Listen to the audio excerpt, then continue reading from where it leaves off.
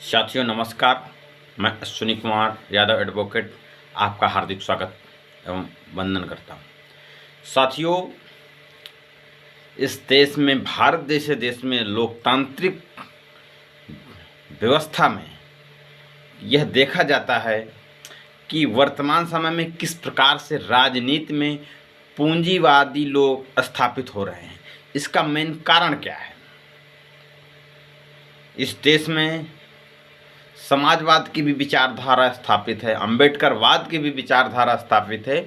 उसके बावजूद जैसे कि देखा जाए कि भारतीय जनता पार्टी एक पूंजीवादी व्यवस्था के तहत इस देश में राजनीतिक व्यवस्था स्थापित कर चुकी है और इस देश के तमाम लोग पूंजीवादी व्यवस्था के किस प्रकार से शिकार हो रहे हैं ये सरकार में देख रहे हैं। उसके बावजूद भी लोकतांत्रिक व्यवस्था में पूंजीवादी लोग हावी होते जा रहे हैं। इसका मुख्य कारण क्या है?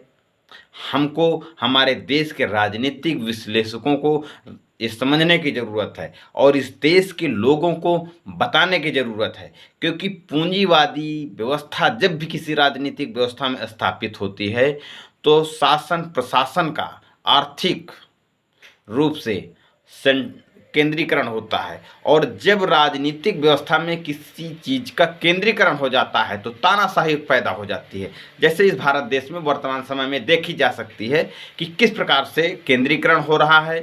कुछ पूंजीपति लोग इस व्यवस्था को अपने कब्जे में ले रहे हैं। इसका कहीं न कहीं मैंने यह विश्लेषण किया है कि इसका मुख्य कारण कहीं न कहीं भारत के मतदाता इसके जिम्मेदार हैं।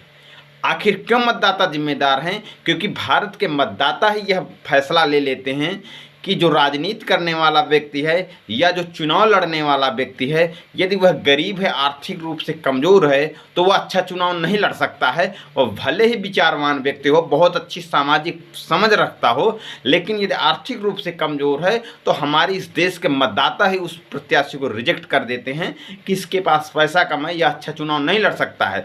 वहीं जो सामाजिक व्यवस्था, राजनीतिक व्यवस्था का अनभिज्ञ व्यक्ति होता है, लेकिन वह पूंजीपति व्यक्ति होता है, वह चुनाव लड़ता है, तो हम लोग यह कहते हैं कि यह पैसा वाला व्यक्ति है, अच्छा चुनाव लड़ेगा।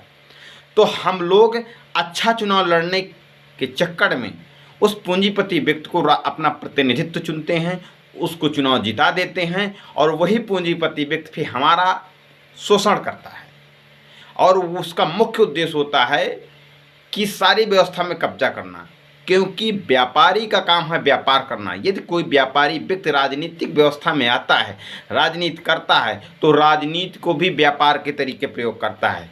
लेकिन मैं बताना चाहूँगा कि राजनीति व्यापारिक व्यवस्था नहीं है, व्यापारिक व्यवसाय नहीं है। राजनीति वास्तविकता में एक समाज सेवा है, राष्ट्र सेवा है। लेकिन जो पूंजीपति लोग होते हैं, उनका उद्देश्य, उनका ध्येय अधिक से अधिक धन अर्जित करना होता है, ना कि समाज सेवा, राष्ट्र सेवा।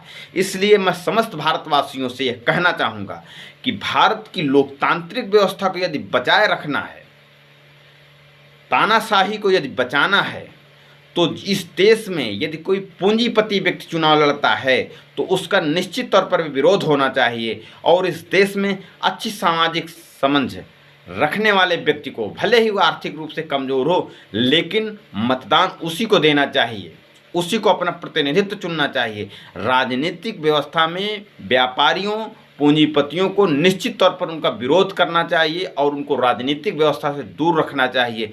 कोई राजनीतिक पार्टी यदि उसको टिकट दे भी रही है तो बगैर जाति के, बगैर धर्म के परख किए हुए ऐसे प्रत्याशियों को चुनाव हराने की ज़रूरत है, जिससे ऐसे व्यापारिक लोगों का राजनीति में स्थापित न हो सके, जिससे इस देश में केंद्रीकरण न हो सके। ऐसे में समस्त भारतवासियों से अपील करता हूं, अनुरोध करता हूं कि यदि भारत में लोकतंत्र को जिंदा रखना है और इस देश में बहुसंख्यक समाज जो है वह पूंजीपति नहीं है, इसलिए बहुसंख्यक समाज में बहुसंख्यक वर्ग के लोग ही शासन व्यवस्था में स्थापित हों, न कि पूंजीपति लोग। धन्यवाद।